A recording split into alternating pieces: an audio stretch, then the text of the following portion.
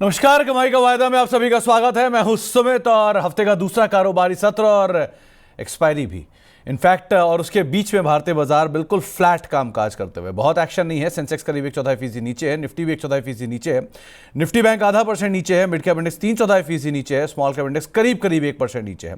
Advance decline हर एक share की तेजी के सामने करीब करीब 5 शेयर या 4 शेयर ऐसे जो कि मंदी में कामकाज करते हुए दिखाई पड़ रहे हैं। आज का स्टार परफॉर्मर है एलजी, 50% प्रीमियम के साथ कामकाज करता हुआ दिखाई पड़ रहा है। और मेजरली जो मार्केट्स में आज मतलब कई दिनों से एफआईसी खरीदारी का ट्रेंड था, वो बिकवाली की तरफ जाता हुआ दिखाई पड़ा है। वहाँ पर थोड़ी सी प्रेशर आता हुआ दिखाई पड़ा है। आज बातचीत करने के लिए हमारे साथ दोनों ही जानकार मौजूद हैं। वरुण जी मौजूद हैं, उनसे बातचीत करेंगे, और कुणाल जी मौजूद हैं, उनसे भी चर्चा करेंगे। पहले तो वरुण सर नमस्कार। मार्केट्स को लेकर एक व्यू, क्योंकि बाजार में है तो वीकनेस, ब्रॉडर मार्केट तो वीक साइड पे ही है, लेकिन क्या ये वीकनेस सेकंड हाफ में स्टेबल या पॉजिटिव साइड पे जाती दिख रही है क्या? नमस्कार सुमित जी, नमस्कार कुणाल जी और आप हमारे सभी व्यूअर्स को। सुमित जी, देखेंगे तो मार्केट ने 25,300 का एक लेवल कैप्चर किया था। उसके बाद ट्रम्प साहब के स्टेटमेंट के बाद और मार्केट की जो वॉलेटिलिटी है, उसके बाद हमने कल एक गैप डाउन ओपन दिया था और कहाँ वहां से मार्केट संभल गए थे और 25,200 का लेवल हमने कैप्चर कर लिया था वापस। अब आप देखेंगे वीकली एक्सपायरी है आज, और यहाँ पर अब 25,300 पर देखेंगे करीबन 4 करोड़ 31 लाख शेयर जुड़ चुके, तो 25,300 का तो आज का एक पूरा रेजिस्टेंस हमें दिख ही रहा है।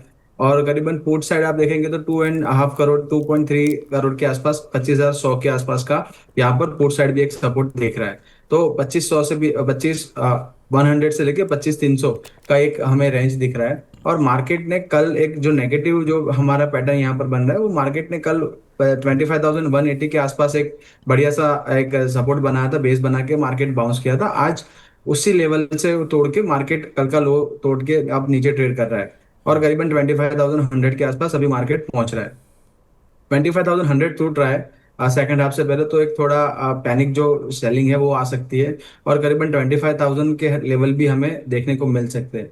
अगर मार्केट 25,000 के नीचे क्लोज होता है, तो मुझे लग रहा है कहीं ना कहीं नेगेटिव क्लोजिंग होगा, और यहाँ पर वापस हम वही रेंज में फंस जाएंगे जो हम प्रीवियस रेंज में फंसे हुए थे। तो 25,000 to 5300 अभी भी एक रेजिस्टेंस है, और रेजिस्टेंस से लगातार हमें यहाँ पर एक सेलिंग प्रेशर देखने को मिल रहा है। और मैं ब्रॉडर इंडाइसिस पे देख रहा हूँ, तो वहां पर भी आप देखेंगे तो सेलिंग प्रेशर थोड़ा सा इंटेंसिफाई हो रहा है, यहाँ पर थोड़ा सेलिंग प्रेशर बढ़ रहा है। और मेटल की जो वॉलेटिलिटी है, यहाँ पर आप देखेंगे तो गोल्ड और सिल्वर में आज मार्केट जो ओपन होने के बाद वहां पर से एक बड़ा सा प्रेशर आया है, तो वो मार्केट भी एक वॉलेटाइल ट्रेड यहाँ पर कैप्चर कर रहा है, और मेटल्स में एक सेलिंग प्रेशर हमें देखने को मिल रही है। तो आज का क्लोजिंग बड़ा इंपॉर्टेंट है सुमित जी। 25,200 के ऊपर हम आते तो ये पूरा जो नेगेटिविटी है वो प्राइस इन कर लेंगे, बट अगर 25,000 के नीचे क्लोजिंग आते तो नेगेटिव क्लोजिंग रहेगा, और फिर आगे हम और सेलिंग प्रेशर देख सकते हैं। ओके। कुणाल जी पहले तो एक बात बताओ, ये आपने जो हम लोगों की टीम को फोटो भेजी थी कब की थी? सर, आप कौन सी फोटो की बात कर रहे हो सर? मतलब जो मैं अभी खुद फोटो देखा, वो वाला जिसमें शो का वेलकम का फोटो रहता है, यूट्यूब पे जो लगा हुआ था, और क्लिक करा और सामने आप दिखे, तो दोनों में इतना अंतर है, ऐसा लग रहा है कि मतलब बचपन की फोटो और अभी की फोटो है, जवानी की आपकी। तो इतना अंतर है दोनों के अंदर, ड्रास्टिक डिफरेंस है। तो जरा टीम को अपनी नई लेटेस्ट फोटो भेजना। वो पैन आधार वाला अंतर आ रहा है यहाँ तो। खैर, तो मार्केट कैसे देख रहे हो कुणाल सर, और निफ्टी बैंक को लेकर क्या व्यू? सर, सुमित जी, जैसे आपको पता है नॉर्मली हम जब कल भी मिले थे, हमारा जो व्यू था वो नेगेटिव साइड का ही था, और हमने कहा था 25,150 के लेवल हमें देखने को मिल सकते हैं, और अगर वो ब्रेक होता है तो 24,950 तक के भी लेवल आपको निफ्टी दिखा सकती है। फिलहाल 25,100 के अराउंड है। एंड मुझे लग रहा है कि यहाँ से और 100 सवा 100 पॉइंट की हमें गिरावट देखने को मिल सकती है 24,950 तक। एंड अगर वहां पे आता है तो फिर एक बार खरीदारी करके चलने की सोचना चाहिए। फिलहाल तो टोटली अवॉइड करके चलने की सलाह है। यहाँ से और 150 पॉइंट की गिरावट हमें मार्केट में देखने को मिल सकती है। 24,950 तक के लेवल हमें निफ्टी दिखा सकती है। एंड बैंक निफ्टी की बात करें जो अभी 350 पॉइंट नीचे 56,270 के अराउंड, वहां पे भी 56,000 तक के लेवल है जो हमें देखने को मिल सकते हैं। तो मोटा मोटी जो व्यू है मार्केट को लेकर वो नेगेटिव साइड का ही है। निफ्टी बैंक निफ्टी दोनों यहाँ से फर्दर गिरावट भी हमें देखने को मिल सकती है। ये HCL टेक पे आपने एक कॉल दी थी, वो शो में मैं नहीं था, लेकिन आपकी कॉल का नोटिफिकेशन मुझे मिला कि उस कॉल में एक अच्छा रिटर्न आया। HCL के नंबर्स भी आए, और नंबर्स के बाद वो खुला गैप अप, और गैप सस्टेन नहीं कर पाया ऑब्वियसली। तो कैसे देख रहे हो कुणाल जी अब HCL को? वेल, मॉर्निंग में तो साढ़े चार 5% का रिटर्न मिल रहा था। अभी वो रिटर्न कम होकर 3.5% हुआ है, लेकिन फिर भी मैं यहाँ पे होल्ड करके चलने की सलाह दूंगा। मुझे लग रहा है ये रिटर्न हमारा और एक्सटेंड हो सकता है। एंड हमारी दो कॉल और ओपन है, एनटीपीसी और एलएनटी। एलएनटी में फिलहाल 2-2.5% का रिटर्न मिल रहा है, लेकिन एलएनटी भी होल्ड है। एंड एनटीपीसी में तकरीबन तकरीबन 2% का लॉस हो रहा है, लेकिन यहाँ एनटीपीसी में भी फिलहाल जो पोजीशन है होल्ड करके चलने की सलाह है। नाउ सुमित जी, यहाँ पे एक बात बहुत ही बढ़िया है जो हम और वरुण जी ये शो में लगातार हमारे जितने भी दर्शक मित्र उनके साथ डिस्कस करते हैं, शेयर करते हैं कि जब मार्केट पैनिक में होता है तो पैनिक होने की कोई रिक्वायरमेंट नहीं है, क्योंकि हम जितनी भी स्ट्रेटेजी सजेस्ट करते हैं वो सारी की सारी हेज साइड स्ट्रेटेजी होती है और एक स्टेबल प्रॉफिट के साथ होती है। सो आज के टाइम पे नो डाउट प्रॉफिट मिल रहा है, लेकिन यहाँ पे भी बुक करके चलने की सलाह नहीं है, क्योंकि मुझे लग रहा है कि मार्केट यही अगर यहाँ से और नीचे गिरेगा फिर भी हमने जो स्ट्रेटेजी सजेस्ट की है टचवुड वहां पे उतना लॉस होने के चांसेस कम है। सो मैं यहाँ पे तीनों तीन जो स्ट्रेटेजी है फिलहाल उसको होल्ड करके चलने की सलाह दूंगा। नहीं कुणाल जी, आपको पता है ये एक खूबी है आप में, आप डेड शेयर से पैसा बनाते हो। क्योंकि ये दोनों शेयर उठते नहीं है ना। आपने पावर ग्रिड लिया, उसमें टारगेट अचीव करवाया, आपने एनटीपीसी लिया, उसमें टारगेट अचीव कराया। ये दोनों के दोनों वो शेयर है। इवन गेल मुझे याद है, वो भी बिल्कुल चलता नहीं था, आपने उसमें भी टारगेट अचीव कराया। सो एक और नाम याद आया मेरे, वो है टीसीएस। इसमें कुछ है क्या? क्योंकि ये भी बिल्कुल वैसे ही है, डेड शेयर, थोड़ा ऊपर जाता है फिर हल्का हो जाता है। लग रहा है क्या ये कॉल बेचने वाला समय या प्रीमियम खाने वाला समय देगा आपको? फिलहाल मैं थोड़ा सा वेट वॉच करके चलने की सलाह दूंगा टीसीएस में सुमित जी। और मुझे याद है कि हमने टीसीएस में 2 सितंबर को कॉल दिया था, जहां पे टोटली कोई खास मोमेंटम नहीं थी, एंड वहीं पे हमने टीसीएस में 5.5% का रिटर्न बुक कराया था, आई थिंक कुछ 405 दिनों में। तो टीसीएस में हम ऑलरेडी दे चुके हैं, लेकिन फिलहाल मैं थोड़ा सा अवॉइड करके चलने की सलाह दूंगा। नया सजेशन भी नहीं दूंगा, रिकमेंडेशन भी नहीं दूंगा, क्योंकि जिस हिसाब से मार्केट है मैं थोड़ा सा वेट वॉच करके चलने की सलाह दूंगा। चलो आने दीजिए इसको भी उस कैटेगरी में, फिर आपसे इससे भी हम कॉल लेंगे। ज़रा आप 2-3 सवाल ले लेते हैं। जीत गुर्जर साहब का एक सवाल आया है। उन्होंने पहला सवाल पूछा है कि ये वरुण सर आपसे होगा। इन्होंने निफ्टी की 14 अक्टूबर की कॉल ले रखी है 41 रुपये पे 25,200 की, और JSPL ये आपके पीछे ही पड़ गया है जब से आपने कॉल रिकमेंड दी। अक्सर इस पर सवाल आते रहते हैं। सो JSPL की 5 अक्टूबर की इन्होंने कॉल ले रखी है 1080 के दाम पर। क्या करना चाहिए इन दोनों में? जी सुमित जी, देखिए निफ्टी पर अगर 25,200 की उनकी कॉल है तो आई थिंक अभी भी जो उनका जो है प्राइस चल रहा है 15 रुपीज, तो आई थिंक एक स्टॉप लॉस तो मेंटेन नहीं किया होगा शायद उन्होंने, तो अभी एक एग्जिट भी कर सकते हैं, क्योंकि आप ऑलमोस्ट 2500 पहुंच चुका है और आप 25,200 के आसपास आप देखेंगे तो काफी बड़ा ओवर बिल्डअप भी होना शुरू हो चुका है, तो एक रेजिस्टेंस फेस कर सकता है और आज एक्सपायरी है। तो ये आई थिंक जीरो ही हो सकता है कॉल, क्योंकि एक्सपायरी उसी नीचे हो रही है ऐसा लग रहा है। ठीक है। जीएसपीएल की जिंदल स्टील पावर की भी बात करेंगे तो हमने स्पेसिफिकली 1030 का एक स्टॉप लॉस दिया था, क्योंकि वहीं से स्टॉक ने एक अच्छा सा ब्रेकआउट दिया था 1030 के ऊपर, और हमें करीबन 1090 के हमें लेवल्स देखने को मिले थे। जैसे ही स्टॉक वीक होना शुरू हुआ, वीकनेस दिखाना शुरू हुआ, 1030 के नीचे कोई भी लॉन्ग होती थी वो एग्जिट कर देनी चाहिए थी, क्योंकि आप देखेंगे तो यहाँ पर स्ट्रक्चर जो है वो डैमेज हो चुका है और यहाँ करीबन 950 तक के लेवल भी पॉसिबल है। तो यहाँ पर भी अगर आपकी कोई भी पोजीशन है तो एग्जिट करना चाहिए, और वैसे भी 1080 काफी out of the money call है, तो यहाँ पर वापस जो प्राइस है वो आना मुश्किल है, क्योंकि उसके ऊपर स्टॉक को चलना पड़ेगा, क्योंकि आपका इंटरेस्टिंग वैल्यू काफी ऊपर होगा और अभी तो सिर्फ टाइम वैल्यू बचा होगा, तो यहाँ पर भी आपको एग्जिट करना ही मेरी सलाह रहेगी। तो वरुण सर एक बात समझाओ जो मैंने समझा है इतने कुछ सालों में। हाँ हाँ, कुणाल सर आप बताओ पहले। सुमित जी, आई थिंक 7 अक्टूबर को हम जब डिस्कशन कर रहे थे तब हमारे किसी दर्शक मित्र ने एक्चुअली जिंदा स्टील पे हमें क्वेश्चन पूछा था, एंड उस टाइम पे एक्चुअली JSW स्टील में थोड़ा सा नेगेटिव मोमेंटम बन रहा था, तो आई थिंक हमने वहां पे रेशियो कॉल स्प्रेड का सजेशन दिया था जिंदा स्टील में। एंड हमने कहा था कि 1040 की स्ट्राइक प्राइस वहां पे खरीदनी है और 1050 की स्ट्राइक प्राइस 2 लॉट वहां पे हमें बेचने हैं। तो उसका मैं एक बार अपडेट दे देता हूँ। फिलहाल मार्जिन रिक्वायरमेंट कुछ 1,24,000 की थी, और अगर हमारे दर्शक मित्र ने अगर वो स्ट्रेटेजी इनिशिएट की होती तो आज के टाइम पे जो प्रॉफिट हमें मिल रहा है वो 8,500 है, और अगर एज पर द मार्जिन अगर मैं बात करूं तो फिलहाल 6.5% से लेकर 7% का रिटर्न फिलहाल हमें देखने को मिल रहा है। सो अगर किसी ने वो स्ट्रेटेजी की थी JSW स्टील में रेशियो कॉल स्प्रेड, तो फिलहाल वहां पे प्रॉफिट बुक करके चलने की सलाह है। तो ये अपडेट गुर्जर साहब इसके लिए भी है। लेकिन वरुण सर, जो सवाल मैं आपसे पूछ रहा था कि अक्सर हमने देखा है कि लोग ऑप्शन लेने के बाद उसको वेट करते हैं, सो मतलब जिसे कहते हैं ना, शेयर की तरह इंतज़ार करते हैं कि भाव आएगा, ऊपर चलेगा। मेरी समझ ये कहती है कि शायद ऑप्शन मोमेंटम के लिए खेला जाता है। क्या मैं गलत हूँ या वो गलत है? जी, सुमित जी, सबसे पहले option and futures and option आप देखेंगे तो वो हेजिंग स्ट्रेटजी है। आप अगर कैश में कोई पोजीशन बनाते हो, उसके सामने आपको हेज का एक हेजिंग टूल है। तो हम बट ऑब्वियसली ट्रेडिंग के लिए यूज कर रहे हैं, बट सबसे पहले उनका जो यूज है वो हेज के लिए होता है।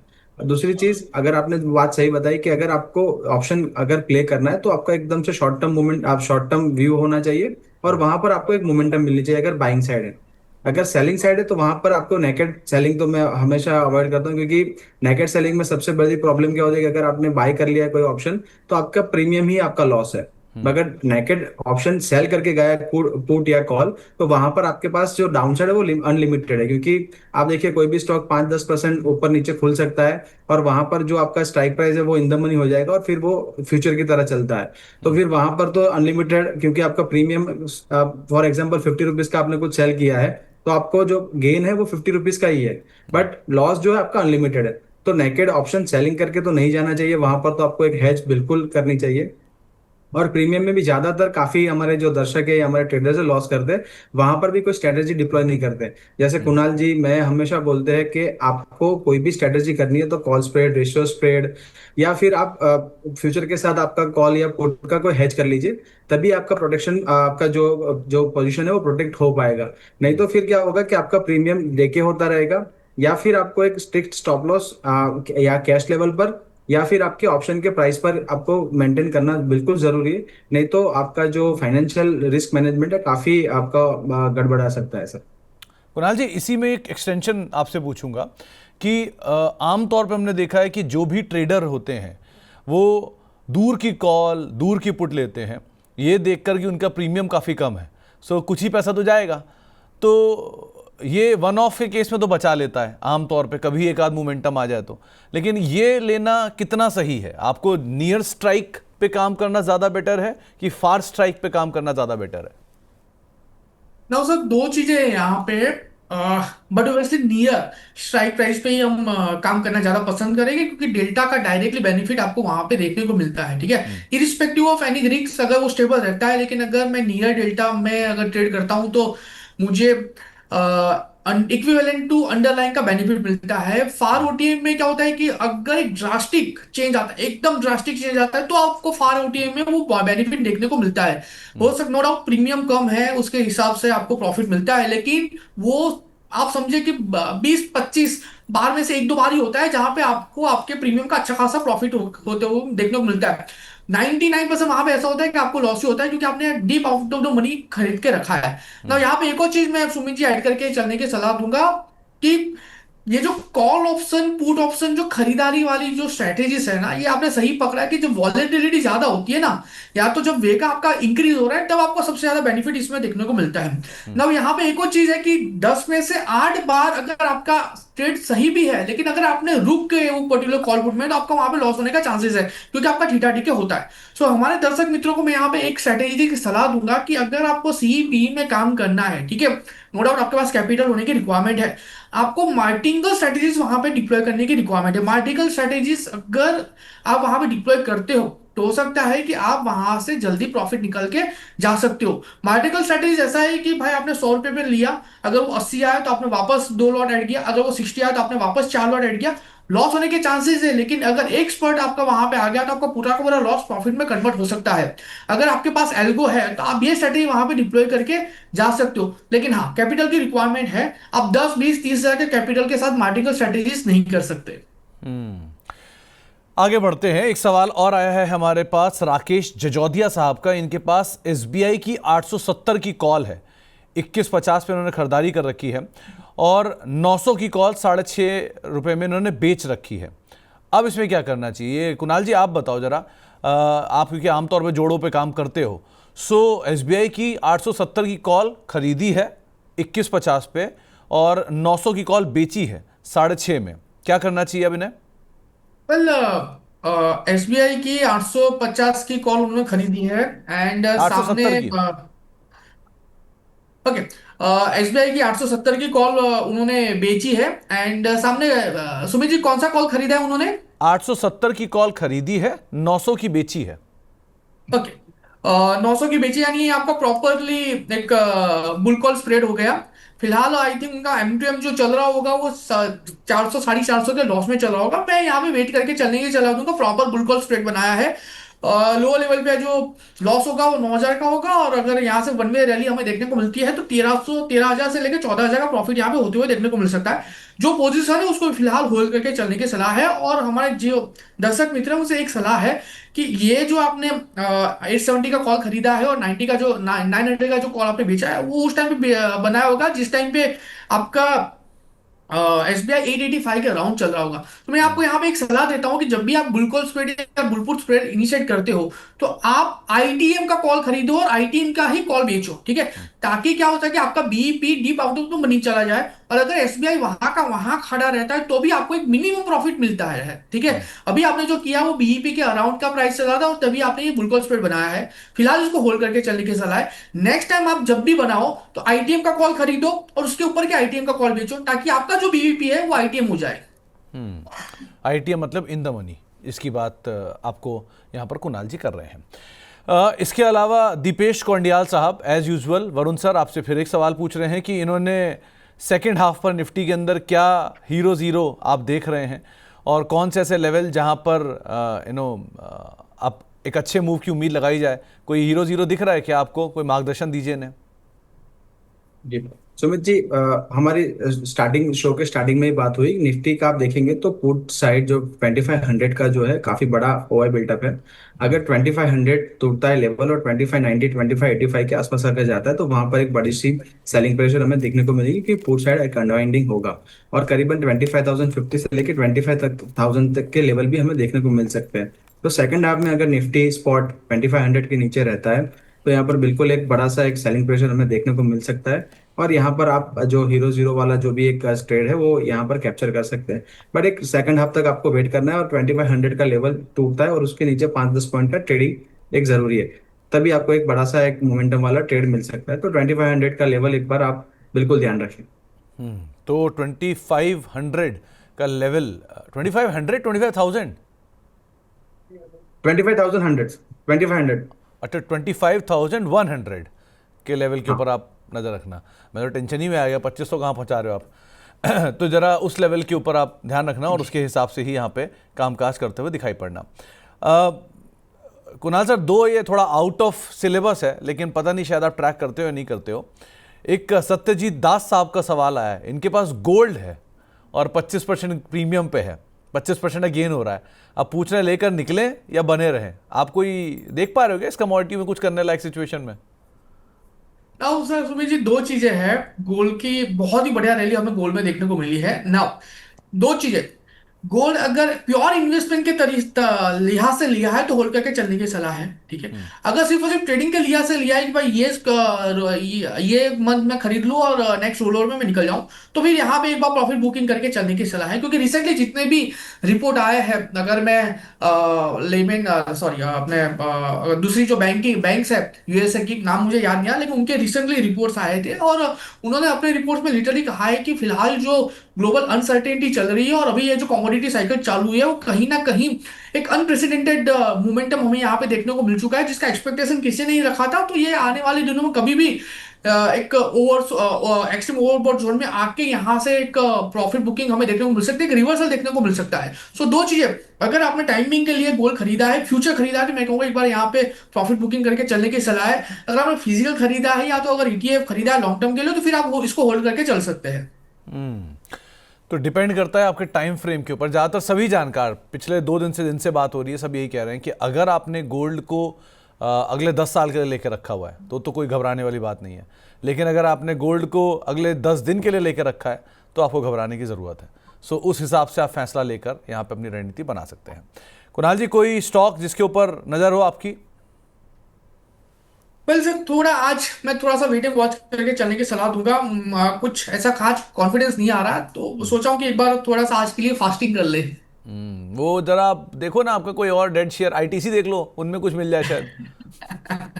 सर आपने अच्छा खासा स्टॉक पकड़ा है, लेकिन सर एक्चुअली जो प्रीमियम चाहिए, मैं ऑलरेडी देख रहा था आईटीसी है, मैरिको, डाबर है, और सामने मैं देखूँ तो पेट्रोनेट, एलएनजी है, भेल है, जो सारे के सारे डेड स्टॉक है। लेकिन मैं मॉर्निंग से देख रहा था, लेकिन वो लिक्विडिटी मुझे मिल नहीं रही, और खास करके वो क्या मतलब मार्जिन के सामने वो रिटर्न मुझे मिल नहीं रहा था, इसलिए मैंने कुछ सजेस्ट नहीं किया। वरना ये सारे के सारे स्टॉक सुमित जी मेरे लिस्ट में है, जो मैं थ्रू तो आउट द डे देखता रहता हूँ। मतलब एक बात पूछना चाहूँ कुणाल सर, क्योंकि ये जो फैमिली ऑफिसेज हैं उनके लिए बेस्ट स्ट्रेटजी होती है कि ये आपके पास पीछे कैश में शेयर पड़े हुए हैं, आप कॉलें बेच बेच के काम चलाते रहो।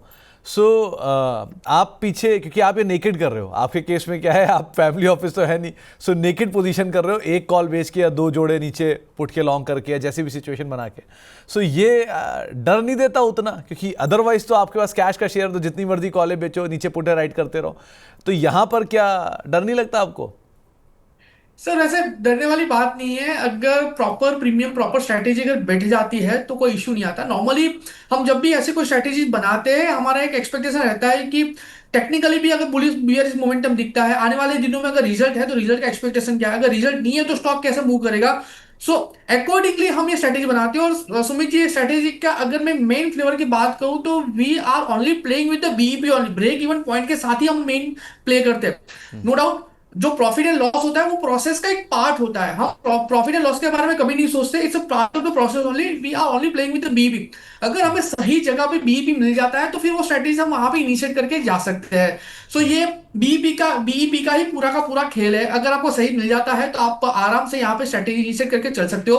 प्लस अगर आपके पास अच्छा खासा पोर्टफोलियो है उस पर्टिकुलर स्टॉक में, आप उसको प्लेस भी कर सकते हो, और ये जो स्ट्रेटेजीज है वो स्ट्रेटेजी भी आप इनिशिएट करके जा सकते हो। तो क्या होता है कि आपके पास स्टॉक भी पड़ा रहता है, कैपिटल एप्रिसिएशन होता है तो वो भी उसका बेनिफिट मिलता है, डिविडेंड कोई भी कॉर्पोरेट इवेंट है उसका बेनिफिट मिलता है, प्लस साइड बाय साइड आप जो यहाँ पे स्ट्रेटेजी इनिशिएट करके चल सकते हो उसका भी आपको डायरेक्टली वहां पे बेनिफिट मिलता है। तो ये कराए, खैर कोई स्टॉक नहीं है आज। और आपकी तरफ से विवेक सर कोई स्टॉक है क्या जिस पे आज आपकी नजर रखी हुई है आपने? वरुण सर। जी जी, सुमित जी, आप देखेंगे एमसीएक्स पर एक अच्छा ब्रेकआउट हमें देखने को मिला है, और आज के ट्रेड में एमसीएक्स करीबन 9460 के लेवल अचीव कर चुका है, और यहाँ पर एक इंट्राडे टाइम फ्रेम पर थोड़ा सा करेक्शन है। मेरी सलाह रहेगी यहाँ पर अगर कैश में किसी को लेना है तो यहाँ पर और थोड़ी गिरावट 9200 के आसपास आता है तो स्टॉक एक्यूमुलेट कर सकते हैं, क्योंकि मंथली चार्ट पर एक मोमेंटम ट्रेड बन रहा है और वीकली चार्ट पर भी काफी अच्छा ब्रेकआउट है। तो मुझे लग रहा है आने वाले दिनों में करीबन 9600 से 9800 के लेवल भी यहाँ पर स्टॉक दिखा सकता है, तो काफी पॉजिटिव स्ट्रक्चर है। और आपका जो स्टॉप लॉस है वो करीबन 8950 का रहेगा। 8950 के स्टॉप लॉस के साथ यहाँ पर एमसीएक्स में आप खरीदारी कर सकते हैं, करीबन 9600 से लेकर 9800 के लेवल्स यहाँ पर देख सकते हैं। ओके, 96 9800 तक के लेवल्स यहाँ पर आते हुए दिखाई पड़ सकते हैं। कुणाल जी, कोई disclaimer?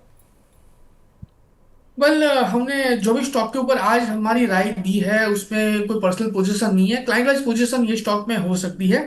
And Sumit ji, I think recently आपने एक इंस्टाग्राम पे, आप तो यूट्यूब पे एक रील बनाई थी on one particular stock choice का, जहां पे अच्छा खासा रिटर्न आपने बताया था, देखने को मिल रहा था। Actually we really appreciate that trade, और उसने आपने जो कंटेंट बनाया था बहुत ही बढ़िया था। Thank you Kunal ji. Choice ने काम भी ऐसा किया है ना, 10 साल के अंदर 10,000% मतलब 100 गुना होने वाला शेयर है, तो इसको कैसे मैं छोड़ सकता हूँ, तो इसलिए मेरी नज़र में आना ही था, तो इसलिए वो आया भी था उस समय पर। लेकिन बहुत बहुत शुक्रिया कुणाल जी आपकी हौसला अफजाई के लिए। वरुण सर, आपकी तरफ से कोई डिस्क्लेमर? जैसे कुणाल जी ने भी बात की तो मैं आपकी बात थोड़े आगे बढ़ाना चाहूंगा, क्योंकि मैं सुमित जी को ट्विटर या लिंक्डइन पर भी फॉलो करता हूं, तो वहां पर भी आप जो भी कंटेंट पोस्ट करते हो काफी थैंक यू। इंफॉर्मेटिव और काफी कुछ जानने को मिलता है। तो सर आप ऐसा जो काम कर रहे हो वो करते रहिए और सभी को इंस्पायर करते रहिए। Thank ji you sir, Varun आज जी। के जो डिस्क्लोजर की बात करूं सर, तो आज जो भी स्टॉक्स हमने डिस्कस किए तो मेरा कोई पर्सनल पोजीशन नहीं है। Company as a small cap manager company के पोर्टफोलियो का पार्ट हो सकता है। और आप जब भी इन्वेस्टमेंट करें, बिकॉज सिक्योरिटी मार्केट है सब्जेक्ट टू मार्केट है, तो जब भी इन्वेस्ट करें अपने ब्रोकर के साथ सलाह मशवरा करके ही ट्रेड ले। वहां पर आपका रिस्क रिवॉर्ड जानना बिल्कुल जरूरी है, और past performance does not guarantee any future outlook को ध्यान में रखें। चलिए, बहुत बहुत शुक्रिया वरुण सर, बहुत बहुत शुक्रिया कुणाल सर हमारे साथ जुड़ने के लिए, कार्यक्रम का हिस्सा बनने के लिए और बातचीत करने के लिए सभी शेयरों को लेकर। जिन दर्शकों के कैश मार्केट को लेकर सवाल आए थे और वो सवाल नहीं लिए गए हैं, आप लोग कुछ ही देर रुक जाइए, 1 बजे शो दोबारा शुरू हो रहा है, उसमें आप लोगों के कैश मार्केट के शेयरों पर भी हम चर्चा करेंगे और ज़रूर लिए जाएंगे उसमें सवाल। अभी सिर्फ एफ&ओ के शेयरों के सवाल लिए जाते हैं, इसलिए हमने एफ&ओ के शेयर ही केवल शामिल किए। इसी के साथ इस कार्यक्रम को ये समेटते हैं, ब्रेक का वक्त है, 1 बजे मिलते हैं और आपके जितने कैश मार्केट या एफ&ओ के शेयर के सवाल है उस समय पर पूछेंगे, उन सबके जवाब आपको दिलाने की कोशिश करते हैं। नमस्कार।